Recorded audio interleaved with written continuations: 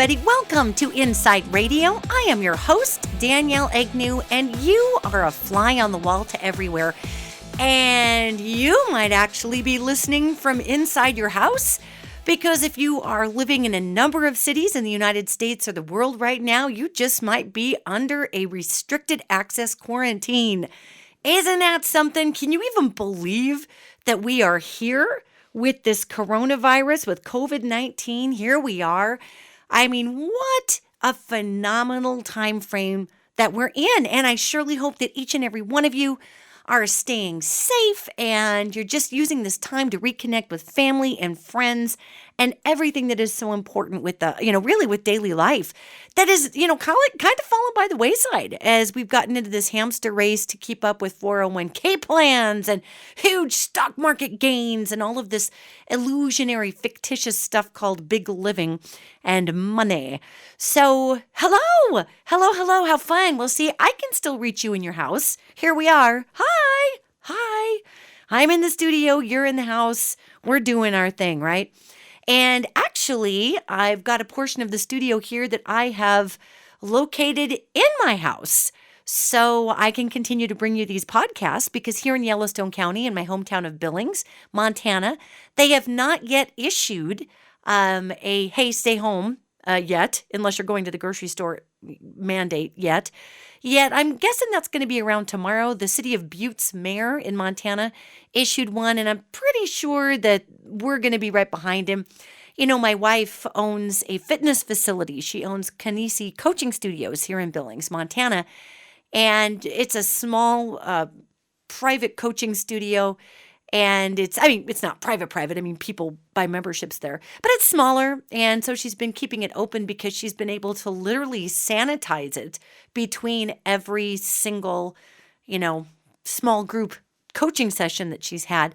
But now, folks are going to be staying home. And so she's going to be making all sorts of arrangements and doing some virtual stuff for them. So, isn't it crazy? We are literally completely changing around the way that we connect with one another. It is really phenomenal. And I have to laugh because through the headphones, because like I said, I've moved a portion of my studio into my house so I can continue to bring you these particular podcasts through the quarantine period, which is, or the stay-at-home period, really, until this blows over, which is going to be a while. So if you hear, dogs barking in the background or you hear the washing machine down here, I'm literally in a room in my basement. Okay, I have just moved it all down here so we can go ahead and just keep talking and having these dialogues while the rest of the world is just making sure that we're all safe. So today's podcast is really a culmination of a lot of information that's been coming through not only the angelic realm, but also the off-world community. I do a significant amount of receiving information from off-worlders. Even though I'm not known as an off-worlder channeler per se, I'm known as a ufologist in the UFO community. Yet our off-world community, our Uturan, or who we like to call Arcturians, because we have a really weird English human accent, Arcturians. Yeah, it's a little nuts. Really. So the Uturan, the Pleiadians, the folks, the Greys, who are actually an offshoot of the Uturan. And we've got, of course, the folks from Sirius, the Syrians. We've got all kinds of off-world folks chattering about the shutdown that's happening on this planet. And, they, for the most part, think it's pretty stellar because we're kind of getting out in front of ourselves in too many ways on this planet. We're killing the planet. We're dumping too much stuff into our oceans. And when I say we're killing the planet, I'm saying that we're affecting the surface life on the planet. This planet is going to live long after we've decided to blow off like a crispy in the wind. Trust me, humanity. However, our off-world community is fascinated by the fact that everything is shutting down by a microorganism. They're kind of chuckling to themselves in their own way, not laughing at us, yet they're thinking, okay, well, leave it to something super tiny that nobody can see that scares them the most. Welcome to Earth and welcome to humanity. And today's podcast is all about how we are the new greatest generation. Because we are. And what does that mean? What does that mean to be the new greatest generation? As our off-world friends eat their popcorn and chuckle and say, isn't this significantly like an H.G. Wells film, only in reverse? And that War of the Worlds film in the 1950s, that story, but in reverse? This is crazy. So as we look at this time frame, we are the new greatest generation. Now, I've been saying this for many months, yet now it is time to own it. And it's time for all of us to step in our role and to step into it and to step forward in our role as the new greatest generation. And what am I talking about? Well, obviously the greatest generation is referring to a demographic who birthed the baby boomers.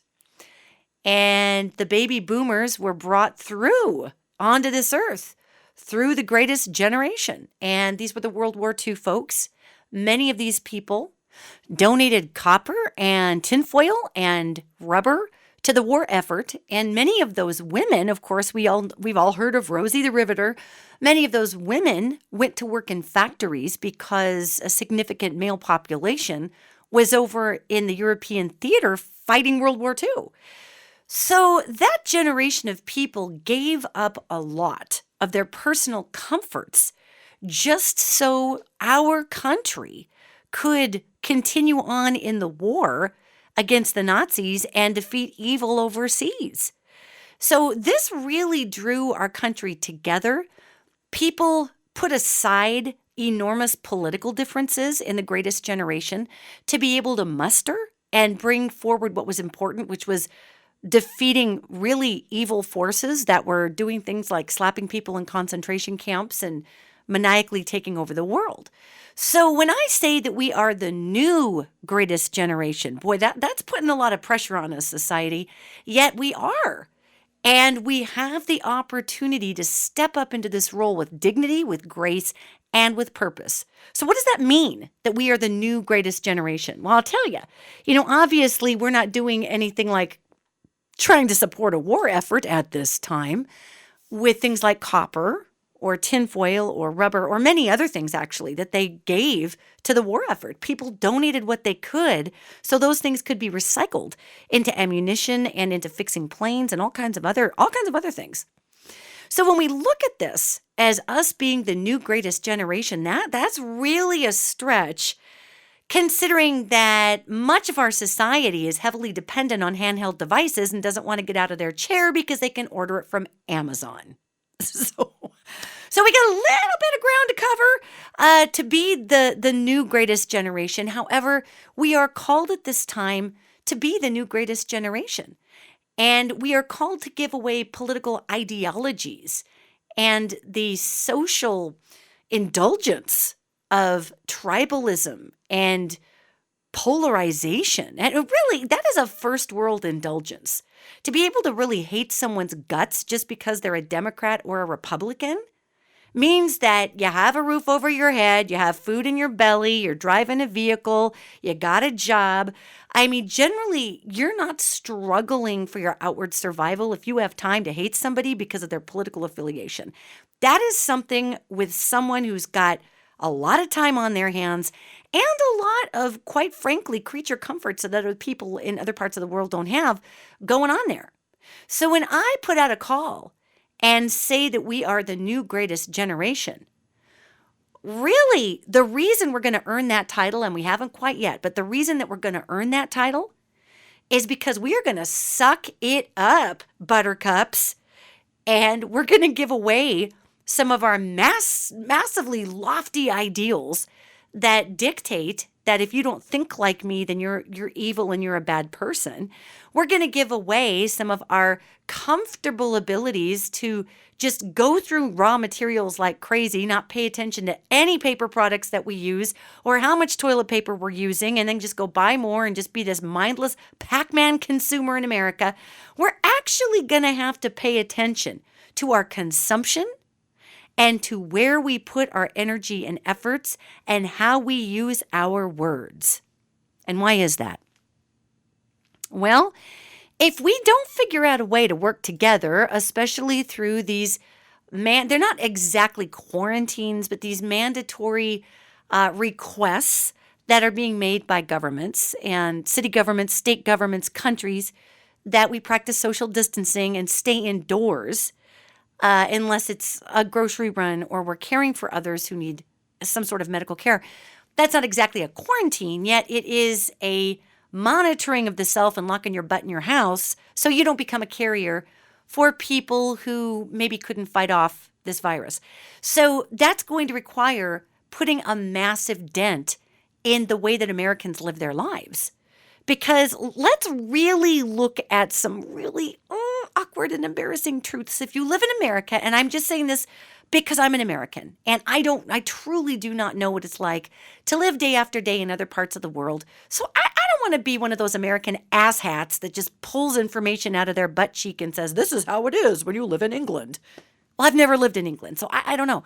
Yet I can tell you, when we're sitting here living in America, we are anesthetized with convenience. Now think about this. It's a true story. We are absolutely anesthetized with convenience. And not only are we anesthetized with convenience, yet we get irritated if we are shaken out of our drug haze of convenience, so to speak, to have to really be in the present.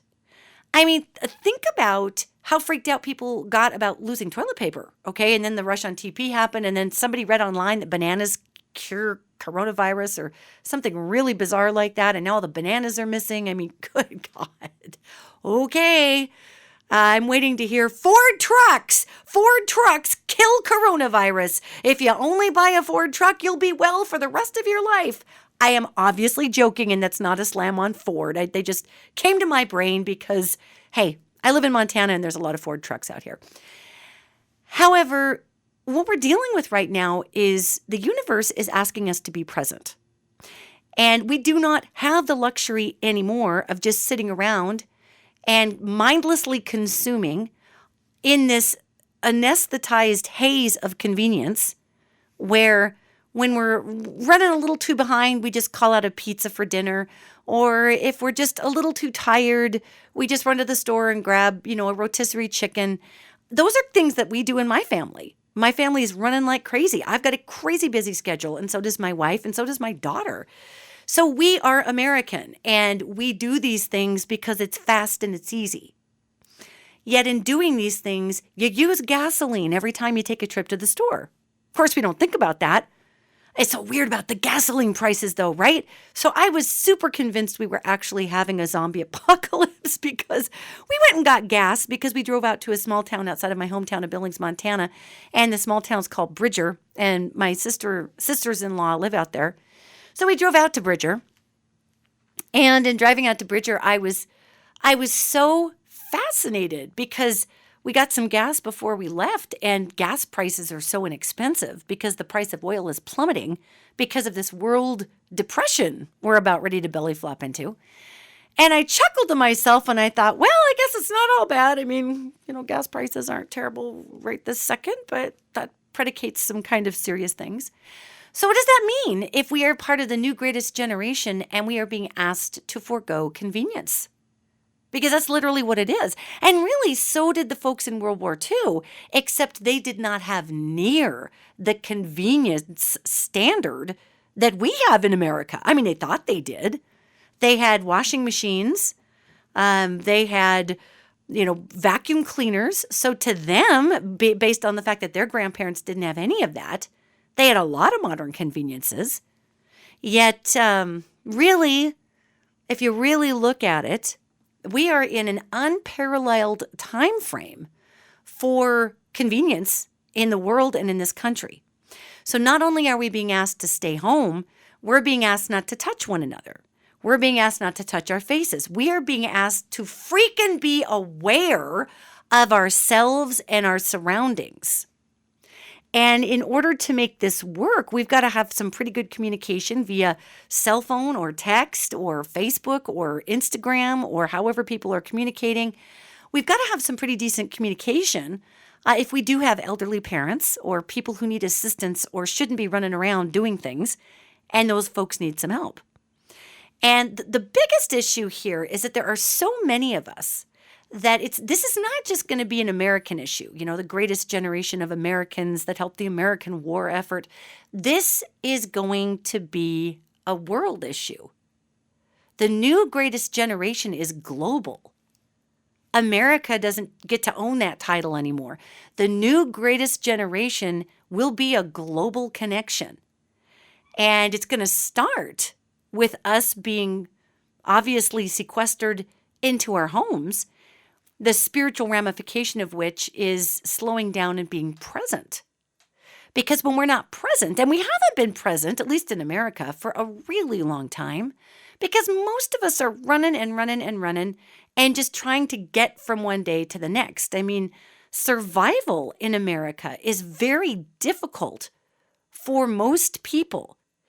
And we don't talk about this a lot because, gosh darn it, we love our country and we don't want to talk about the fact that our middle class is pretty much obliterated. We've got a lower middle class and we've got an upper middle class, but there really is a very slim group of people who are actually that middle class.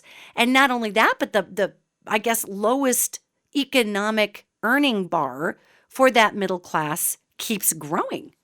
I mean, it just keeps growing and it keeps growing and it keeps growing. So the new greatest generation is going to be asked to share. It's going to be asked to be compassionate. It's going to be asked to give away all of this useless political branding. And I say useless because in a world where you can't get clean water or toilet paper, or you have to be inside your house, or maybe you're the Democrat and all your neighbors are Republicans, or maybe you're the Republican and all your neighbors are Democrats. It doesn't really serve a purpose to wage theoretical war and principled war when we're all just trying to stay alive. So the new greatest generation is about moving our consciousness needle. And it's really amazing because at the same time that we've got all of this, I would call it flow, just slowing down and it's not stopping, but the flow, the chi is just becoming very still because we need time to be able to recenter ourselves. This has literally been an answer to prayer. And to have people say, not being sick, of course, or losing people to a virus, that's not an answer to a prayer. Yet having the world slow down because people are way too overwhelmed. In America, we are way, way too overwhelmed. And there is this weird press release floating around somewhere that everybody's rolling in money right now in America. And well, maybe a few people are, and that's excellent for them. Yet most people are experiencing really difficult it's a non-sustainable standard of living that we've had going in America for really quite a long time. And now we've just teed off into a wall. So here we are as the new greatest generation recalibrating what is important and how we're going to deal with this consciousness moving forward. We've heard a lot of terms in the metaphysical community, and especially with these angels bringing through such important information. And we hear terms like raising your vibration, raising your frequency. We hear terms like coming together to be a 5D or 7D world. And these are all terminologies that, to speak extremely plainly to make this easier on everybody today, your brains are probably tired after all this coronavirus stuff. Really, those are all terms that are saying in some way or another, we get over our big bad selves and start to recognize that we are not the only important things in the universe. We also begin to kind of pull ourselves up by our big girl and boy and non-binary panties and decide that we are not the center of the universe. Okay, that is what going into 5D and 7D is all about. When we talk about raising our vibration, what does that really mean? And I'm not the best metaphysical person. I work in a metaphysical field. I work in a paranormal field. I'm a metaphysician. Yet metaphysically stuff, I can appreciate it very much. Yet I'm more of kind of a meat and potatoes gal, I have to say. And so I tend to go about at least translating these concepts or these analogies, as it were, in a way that's a little bit, in my opinion, more graspable. Now, for a lot of folks, 5D makes sense, 7D makes sense, raising your vibration makes sense, being part of the new greatest generation and moving the needle of consciousness, that all makes sense to a lot of people. Yet to a lot of people, we hear those things, we intellectually understand what they mean, yet from a day-to-day anesthetized American convenience perspective, really doesn't have anywhere to put that. So I'm going to kind of tear that down and explain that a little bit. What's going on right now is, in order for us to recognize that me, myself, and I, my family, my block, my house, my town, my country, in order for me to understand that there's a world outside of any of that, I've got to slow down long enough to appreciate the world. And during this whole COVID-19 outburst, everybody is just slowing down and reading statistics. And I've been passing all kinds of really fun stuff around Facebook that has to do with Italy and what Italy has done for its people to make them feel better. And I'm Italian, and I get how hard it is culturally for the people of Italy to be asked to stay in their homes. I mean, we're Italian. We like to hug and kiss and hug and kiss some more and keep hugging you and keep kissing you. And we hug and kiss people we don't even know. We just love you.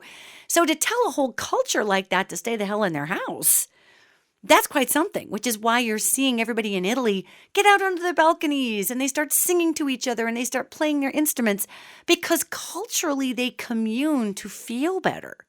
You know, in America, we used to culturally commune to feel better. You know, we would go to church or we would go to the fairgrounds and listen to a person who gave us solace speak, like a community leader or a mayor. We used to congregate in America together. Well, now we've sort of self-isolated anyway. So I guess in a way we've all kind of been on a testing platform with being isolated and just speaking on FaceTime. We can FaceTime each other, going to Zoom meetings. This has been going on for a while, right?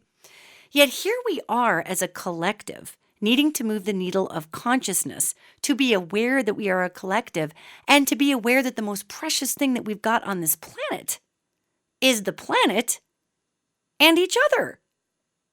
This is the process of enlightenment. This is what the new greatest generation is going to accomplish. And it's going to be some work, gang. You know, there's a lot of people who don't want to give up their creature comforts. There's a lot of them out there. They don't want to give up being able to run around the corner and just grabbing a pizza from the store and taking it home. They don't want to give up just giving away any need to pre-plan, any need to balance out schedules with other people to decide where they're going to be. We have been all about us for generations in America. Looking out for number one ever since the 70s. Look at that. So I guess what I'm saying here, and this is what's been coming through the ethers, especially with these off-worlders that have chit-chatted a lot about, here we go again, famine and pestilence. This always gets your attention. It doesn't matter which generation of humans it is, famine and pestilence will always draw you in some way apart and then back together. And though COVID-19 is not, as I was saying in previous podcasts, it's not the most horrifying plague we could be beset with. Thank God. We really are even struggling with some of the basics of sharing going into it's a serious virus. Please don't get me wrong. Yet compared to leprosy, where you touch it and forget about it, your face is falling off. It's a big deal. The mortality rate here is serious. And the fact that we're trying to flatten the curve out by self-isolating is a great idea. That being said, there are bigger, scarier things out there. And the fact that our lives were inconvenienced to such a point that we really fell apart in the toilet paper aisle, that tells you that our consciousness is not really there in 5D and is not really there in 7D. That is serious 3D thinking. That is old world thinking. So 5D and 7D is really a projection of where we're going. It's moving the needle of consciousness. It's deciding what's important. And ironically, what's important is human connection. And right now we need to stay pretty separated in our family groups just so that we can make sure that we're not bringing sickness home to people that could be exposed in our home and be at risk. Yet, when we look at how, I want to say, isn't that weird how just down this rabbit hole of convenience we've gotten? When I look at how difficult it's going to be for some people to give up a roll of toilet paper to a neighbor, I'm seeing this. I mean, just straight up difficult. When I see how hard it's going to be for somebody to take a frozen pizza out of their freezer to give to somebody else, this is an indication that we've lost our balance in dealing with each other as a collective species. And that's exactly one of the reasons why we're going through this COVID-19 drill. And I call it a drill because it's kind of a drill. It's a drill for anything bigger that we could have coming. Yet it's important that we understand the responsibilities of being the new greatest generation. And what are those? Well, I personally think they are vast and they are many. And I think one of the biggest responsibilities that we have is to do our very best to begin to dump tribalist thinking. That we're obviously staying home to help others, right? And help our family and help ourselves. But dumping the tribalist thinking, and it's so weird, gang. Wow, it's super weird right now to watch the political ads, right? It just doesn't even fit. So you've got these candidates and you got Joe Biden and you got Bernie, and they're both trying to become, the Democratic nominee. And of course, there's Trump doing whatever Trump does on a daily basis, whatever even that is. And there is such an odd shallowness. Have you noticed this? Right? This shallowness to the political game.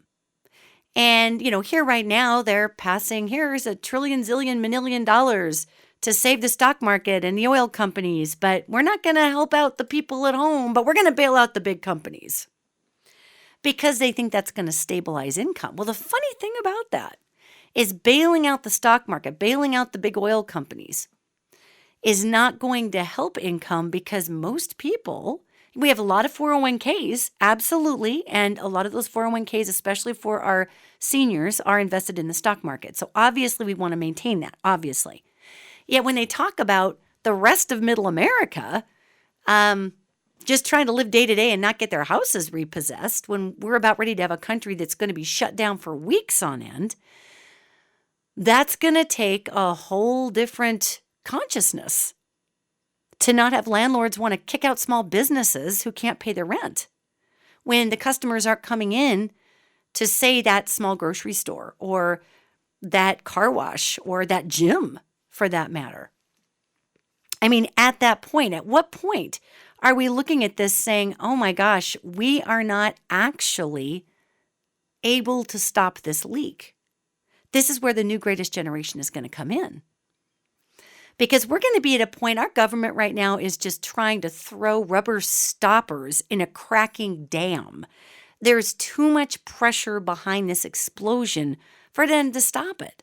And they can go ahead and say, oh, we're going to put trillions of dollars into the stock market. We're going to put trillions of dollars into the... Guess what? China's stock market is failing. Denmark's is failing. Japan's is failing. They're all failing. So what are we going to do? Pretend to be the only country in the world with pretend money? That's not going to work. The new greatest generation is going to be asked to step up past our fear. We're going to be asked to give away some identity politics issues for many people that define who they are. We just aren't going to have, with a completely collapsed economy, the indulgence to sit there in our Barca loungers and yell and scream at the TV as we eat Hot Pockets. I mean, that level of complacency is way in the rearview mirror at this point. And we are being shown on a global scale how fragile this illusion is that we've built brick by brick, thinking that it was impervious. I mean, look at the stock market. It is going down. Oh, I mean, and I have to tell you this because I think it's hilarious. It's so silly. Okay. My wife and I, again, we are square up middle class. And in Montana, where I live, okay, a two-person middle class income range is pretty diverse. It's like from $40,000 to $120,000. Now, when I was growing up here in Montana, if you were making $120,000 a year, you were a rich person. So that just shows you where the range of inflation is. Now, I can tell you, I know couples in Montana who make less than $50,000 a year, and they can barely stay afloat. So when I'm seeing this, and this was back in 2016, where these stats came out, when I'm seeing $4,257.62, that is the bottom level of a Montana middle income person, I'm looking at this going, okay, well, God, a lot's changed in 4 years because people can't even pay their mortgages on that at this point with all the taxes and everything else that comes out. So what we're going to be asked to do as the new greatest generation is to go inside of ourselves and start building a new sanctuary that is functional. And that sanctuary is just brick by brick, one brick placement into one brick placement at a time. It's going to be literally redesigning not only the commerce system, not only the stock market, not only how much money we put towards something a month, we are going to be redesigning culture in America. So as where the greatest generation, the original greatest generation, gave of their times, they gave of their talents, they gave of their resources, we are going to be asked to deprogram our very indulged American psyches to meet in a beautiful place of stewardship and construction so that we can actually move forward in this country. There isn't going to be all this extra money laying around. And right now there's a big old battle, and depending on which news station you watch, if you watch Fox News, they talk about how the Democrats are trying to squeak in abortions and all these terrible things, whatever they're doing, which isn't actually happening, but in these bills that are designed to assist Americans in a crisis. And then you can watch MSNBC, and they're talking about how the Republicans are not wanting to help individual families, and they're only pushing this big money bill and all of these things. And I think a version of all of that is fairly probably sort of kind of maybe true in the middle of all of it. Yet the bottom line is our government can't even come together and say, oh my God, people are going to be out of jobs. They're not going to be able to make their payments. They're not going to be able to make their car payments, their house payments. They're not going to be able to do anything because there's going to be zero money. And we as an American society live paycheck to paycheck. The new greatest generation, instead of collapsing all under that and crying and screaming at the stars and saying, oh my God, our life as Americans is over, we're going to come together and figure out how to support each other in our communities. Who has extra loaves of bread in the freezer? Who is in deep need? Honest to God, who went out to Costco and bought 7 aisles of toilet paper? Let's at least, distribute some of those. We are going to be asked to reprogram our psyches. And back in the 1940s, I'm not saying it wasn't hard for people to give up their tinfoil and whatnot. Yet you have to remember, we were a much more unified country. We had hideous problems in the 40s, like racism and homophobia. Those were horrible. Yet, in terms of who we were globally in the world, we were far more unified. Now as a country, we're when I say bigger, we have a far more dense population base than we did in the 1940s in America. And we have a very diverse population. So becoming the new greatest generation really means giving away parts of our old selves. We are being called to give away the parts of ourselves that no longer work. And I think I know what mine are, and I bet you know what yours are. And I'm not saying we can't be smart and protect our families and have a good stash in your pantry for a rainy day. Heck, if you're Latter-day Saint, you should have, well, what is it, 3 to 6 months of stocks or storage, food stores. That's part of their religion. They believe, Mormons very much believe in saving food forward and whatnot. It's scriptural for them. And it's really interesting because I've got LDS friends, and man, if you're in a pinch, those folks will be the first people at your door helping you out with food. I mean, go LDS folks. They really do, within their church structure, they do understand helping people. And yes, I realize there's a lot of issues with the LDS church on other levels, gang, but we're talking about coming together. And we don't even have church structures anymore, except for the LDS church is a very family-based church. And those folks really do depend on one another a lot. So we could take a page out of the LDS playbook in terms of community and what matters. And there is no judgment about the kind of goodies that you're receiving from somebody else. I know LDS folks who have had the same box of cornflakes in their pantry for 10 years, waiting for something awful to happen. But by God, it may be stale, but they got that box of cornflakes, Now, I'm not suggesting that we all need to go out and prepare for the end of the world. I'm simply saying that the next and the new greatest generation is going to be moving the needle of consciousness by deprogramming ourselves from sociopathic consumerist ideals which have consumed us. And I mean, our off-world friends are great about this, and especially our folks from Oturan. And again, we talk about the Arcturians. There's a lot of kind of wonky stuff out there on the internet. I've been promising to put something out about our off-world community, and to be honest, I simply haven't. I have been behind with Road Angel and many other things, and I just have not done it. Yet I do a ton of communicating with our off-world pals, and I talk to them a lot about not only humanity, but different civilizations throughout the universes and where we're at in comparison to everybody else and how we're doing at this time frame. And one of the things that is so interesting is that the Oturan, which is the Arcturians, where the folks who came from Otur, they originally came down and interfaced with a lot of our cultures that we consider Eastern cultures, China, Japan, Indonesia. These Eastern cultures were heavily influenced by a lot of the Oturan teachings from, Lord Almighty, 60,000 years ago, 20,000 years ago. These are ancient teachings, okay?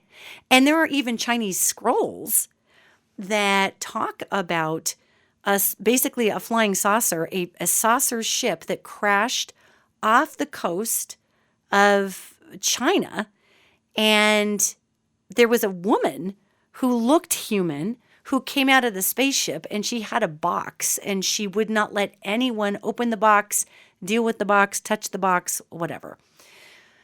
So really, that was part of our Oturan friends who kind of put on a human suit for a minute and went and did what they were going to do here on Earth.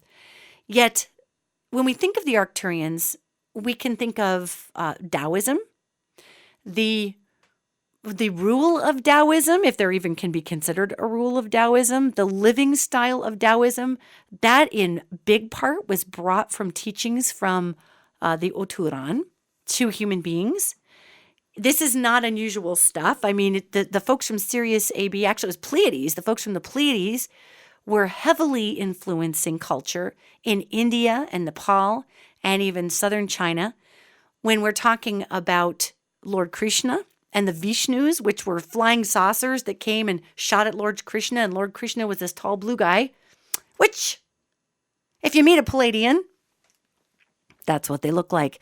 So it's just fascinating, that in our human culture, we have these off-world beings that have come here, and here comes the religious modality of Hinduism, which is not actually a polytheistic religion. It is a religion where people honor God or the God energy through 10,000 different variations of the God energy.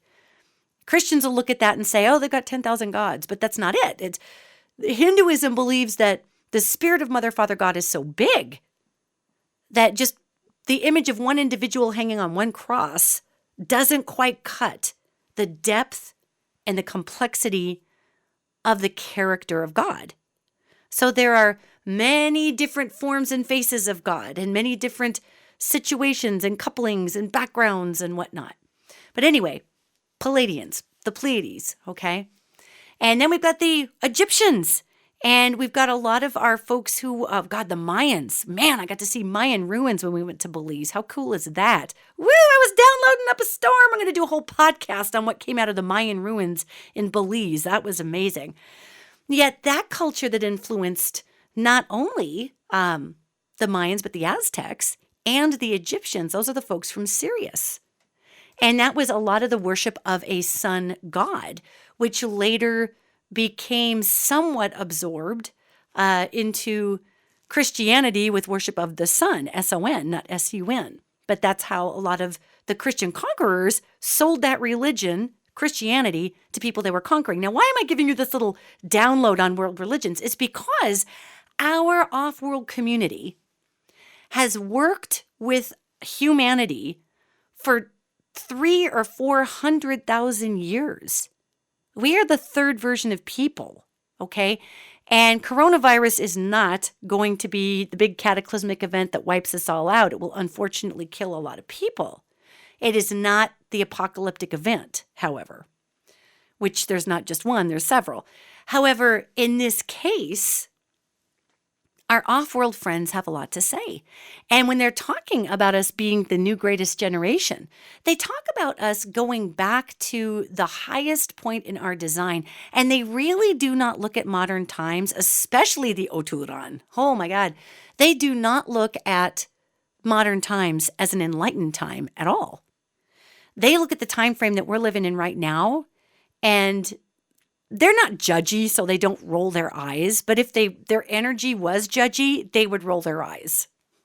So we're in a non-enlightened period. We might think we're very enlightened because of our science and our Hubble telescope and our electron microscopes. We consider ourselves to be widely enlightened. Yet we're not, gang. And as part of the new greatest generation, we get to have the joy of bringing that enlightenment and bringing that light bulb over the top of our heads back into the world. You know, back before the Industrial Revolution needed to standardize everything, back before Western society was really sold off to Christianity piece by piece, there was a lot more room for the interpretation of mysticism. And even the ancient Christian religions, you know, when you look at Greek Orthodox or you look at Catholicism, there's a lot of mysticism in even those Christian aspects. Heck, if you go into, there's mysticism in a Baptist church. People are laying on hands and bringing the Spirit of God through to heal people with cancer. Yet, look how the enlightened and mystical is left behind in our everyday practical life overall. Now, I realize that there's a lot of us out there that are trying to bring it through. Even we meat and potatoes girls, you know, we're trying to bring that through. That's what these podcasts are all about. Enlightenment is not just knowing everything. It's making different choices because you realize how little you really actually know. That's enlightenment. Making different choices because you start to realize how little you really know. And we are in this kind of a grotesque bastardization time frame, and what it's the bastardization of intellect, which is just kind of missing, if you ask me. However, people don't really read; they don't cross-check anything. I mean, I have fallen prey to being in a hurry and reading a headline and just scanning a couple of paragraphs of an article and sharing it without reading the entire article. And someone will point out to me, you do realize that this article isn't about that, right? I mean, that's super embarrassing. And I've done it. And I'm like, oh, geez, God, I thought I had a handle on that. But I was in a hurry and I was off doing something on Facebook and whatever. I really, really try very hard to research things before I place them out. as I think we all try, into the public. We try. Yet you get busy and you make mistakes. So we are not exactly in an enlightened time frame. Yet the new greatest generation is going to bring us there. And it's not just a generation. It's not just Gen Z or just the millennials or just the boomers or just we Gen Xers. It's funny. There's this big Twitter feed. If you look at hashtag Gen X, it's on Twitter and it's trending. And I'm an atypical Gen Xer, okay? Most Gen Xers really kind of don't need to be right in the front. They're cool to kind of hang in the background and be brilliant, make zillions of dollars, and let everybody else do the fighting and just peace, love, and harmony, man. And we were the generation that got forgotten. We were the latchkey kids. We fell in the cracks. Even, CBS forgot us. Was it CBS? One of the networks forgot us when they were listing all the generations. Gen X wasn't even there very recently, a couple months ago.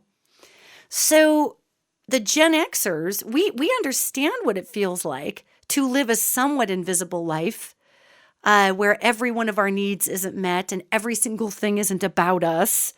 That was how we grew up. So we all are bringing significant attributes to this new greatest generation, and it is a global phenomenon, and it is all ages. So the boomers are part of that. Gen X, I'll say it again, millennials, Gen Z, anybody who's still here from the greatest generation, they're just rebooting. They're getting a double patch. They're getting a pin for their letter on their jacket. We are rebooting because our time of enlightenment is upon us, which means that we begin to accept how much very little we do know. And we begin to go back to what we know, which is the heart, connection, and building of something greater than ourselves. That's where the golden thread of humanity shines, is when we create something cumulative that is greater than ourselves. Now, I'm not saying that you cannot create something on your own that's amazing. Yet we, as the new greatest generation, we are going to be, not only are we going to be bolstering our own bank accounts, bolstering our own retirement, bolstering our own backyard garden, we are going to take great pride in making sure that everyone else has some too. And this is so button pushy for that consumerist mentality, because we think, well, I'm not giving away anything. I earn my stuff. I'm not giving it away. It's not about that. It's about empowering others and helping them so they too can become the most incredible version of their purpose that was ever beset upon this earth. That's not engaging entitlement. That's encouraging people. That's getting out of our own selfish soup for 5 seconds to care enough about other people to get out there to say, hey, we're making a community garden. Would you like to be part of it? And not counting every single tomato and deciding who gets what and who didn't get what and who I'm going to keep all those hours and decided who did more work and who did least amount of work. It's about instilling a sense of community pride with everyone so that everybody feels part of something to some degree. This is the new greatest generation, is we are deprogramming ourselves from some really twisted up cultural, messaging, quite honestly. I just did a forum. I just did this live forum that was all about how money was going to work in the feminine time frame in 2020 with our new money energies.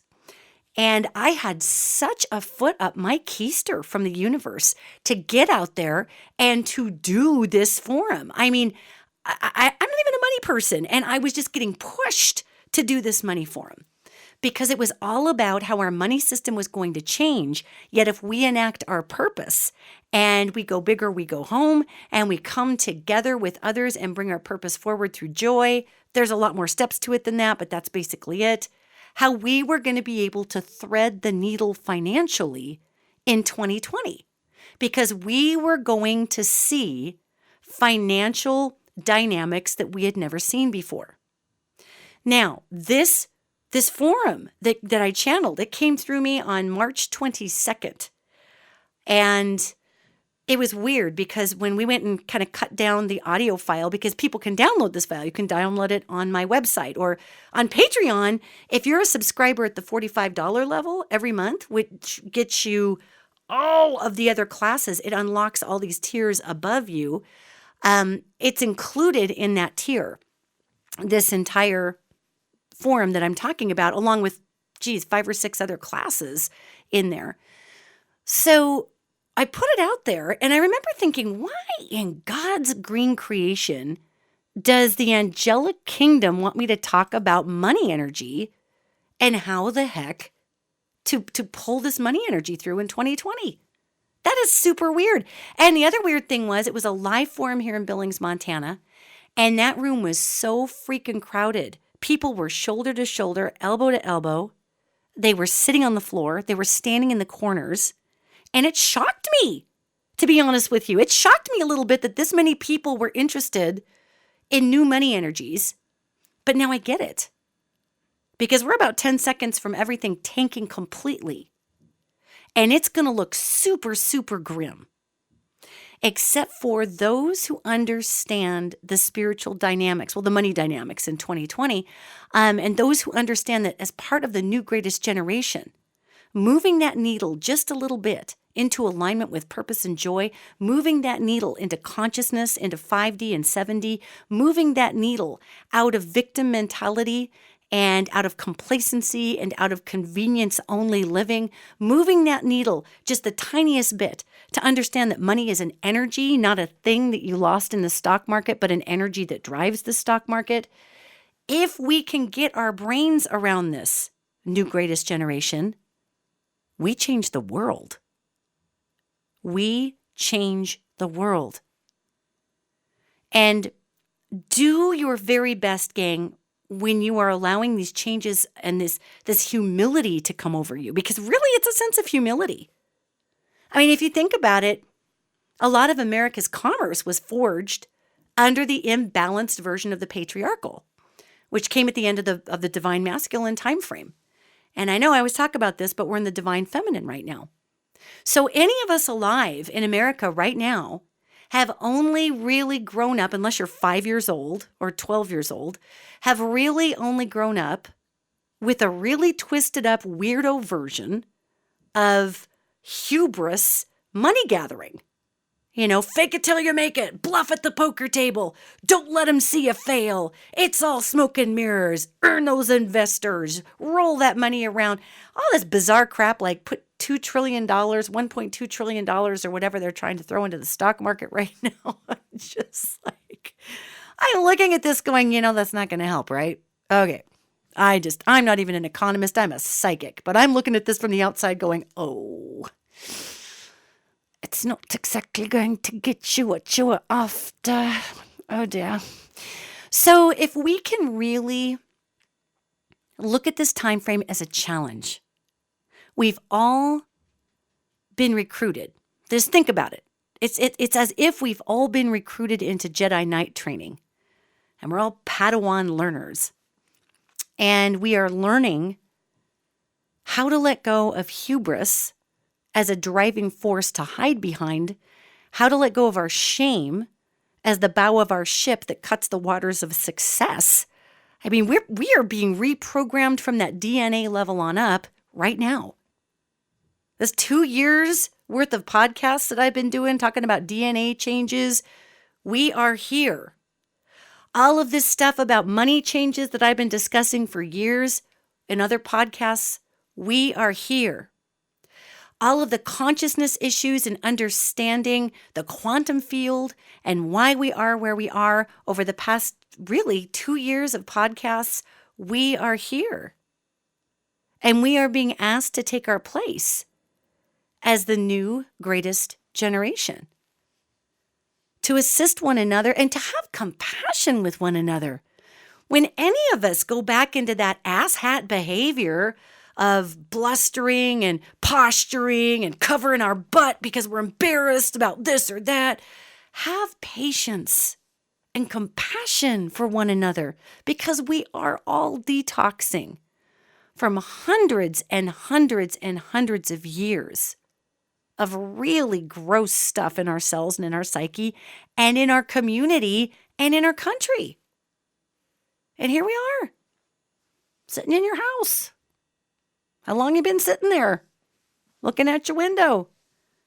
I'm sitting in my basement doing a podcast while my dogs bark upstairs.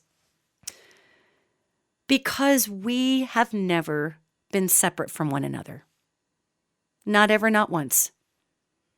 And please understand, there are organizations, there are people in this world who are deeply invested in you believing that you are by yourself.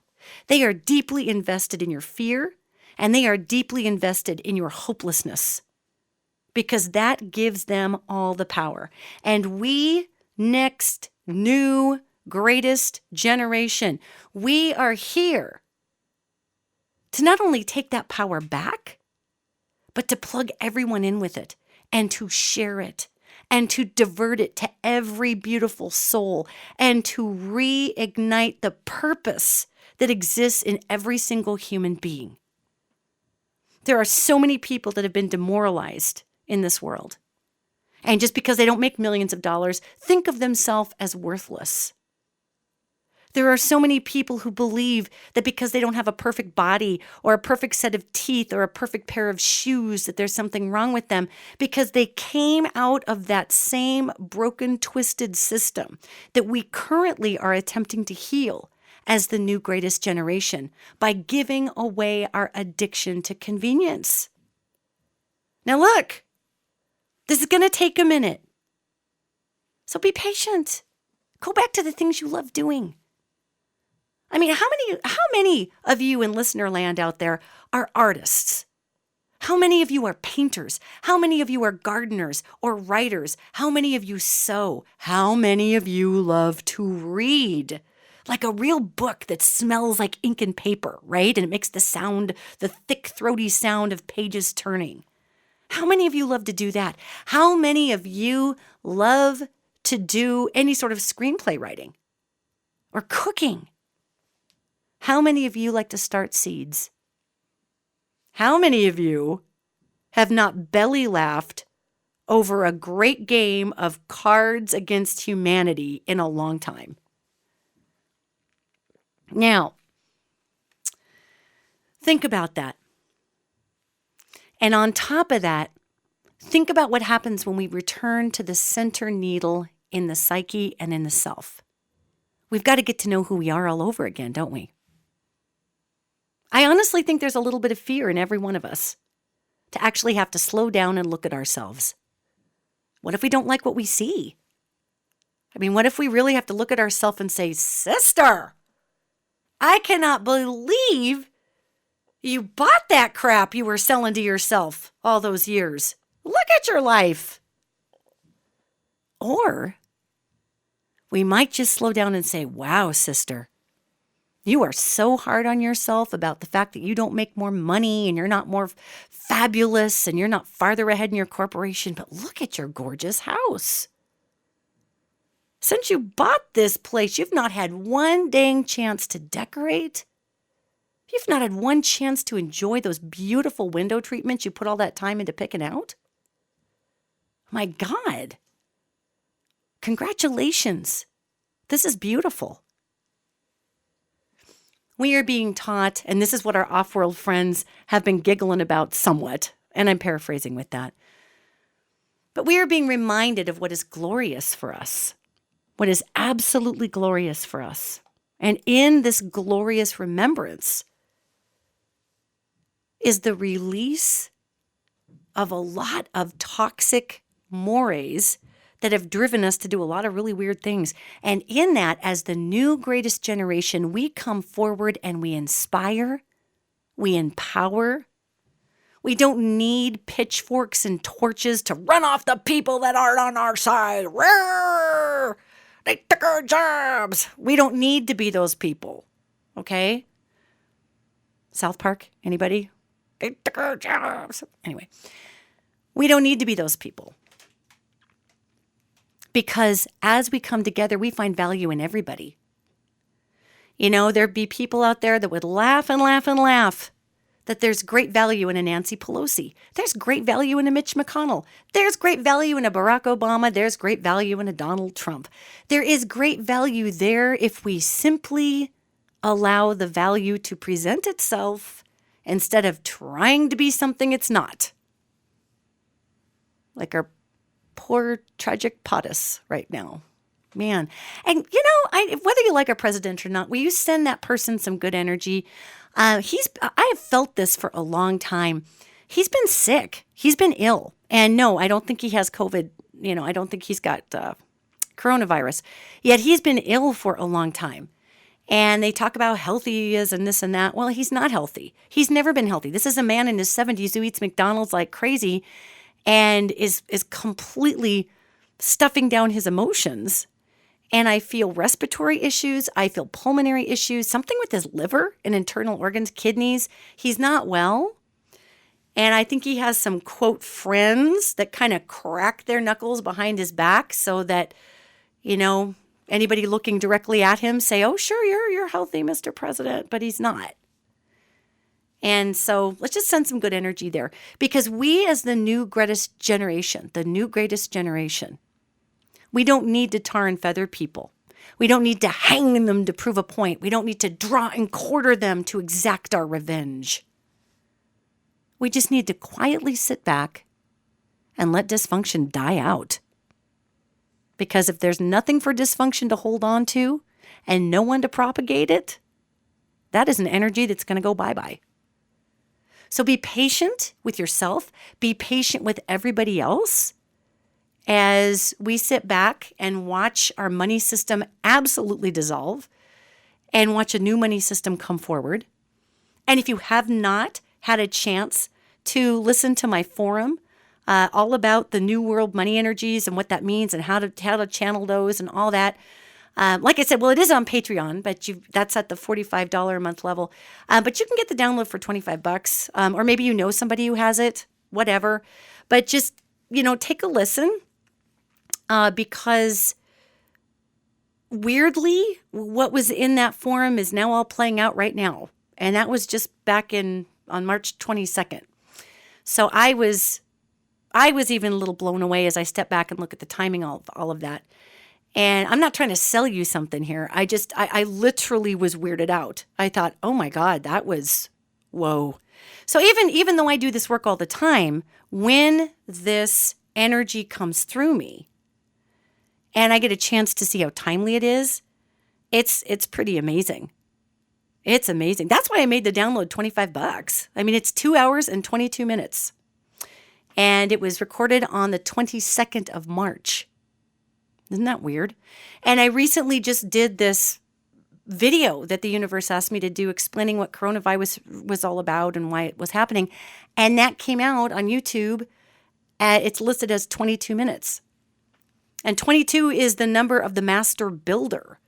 And believe me, I'm not great with math. So that was not some big contrived thing. It just happened. All of these 22s are coming through this work. So don't be afraid. Don't be afraid. I know there's a lot to be afraid of. But this angel that walks with the world is here and says, fear not that which resides within you, for this is your salvation. And this angel's talking about, don't worry about the strength that's within you, whether you're going to have it or not. It's indigenous to your spirit, and it's going to save your butt. Don't worry whether it's there or not. You may not be feeling it right now, but it's still there, which is true.